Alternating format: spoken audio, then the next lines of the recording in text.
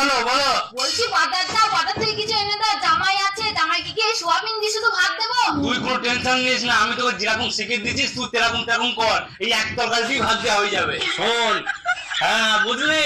আচ্ছা ঠিক আছে, তুমি যাও, ভাত হয়ে গেলে আমি ডাকবো। ঠিক আছে। আল্লাহ হার কীর্তির বংশ আমার শ্বশুর তোমার জামাইকে কেউ সোয়াবিন দিয়ে ভাত দেয়? মাছ মাংস ডিম নিয়ে আসবি কোথায়? কই রে, জামাই তো খাওয়া হয়ে গেল, ডিমের ঝোলটা তাদের নিয়ে আয় নাকি? এই তো নিয়ে চলে আসি। বলছি কই গো, জামাইকে দেবো, সব ঠিকঠাক আছে নাকি একটু দেখো না। দে শুয়ে বাবারে তুই কত নুন দিয়েছিস না? জামাই এত নুন খেতে হবে? যা ঘর নিয়ে যা।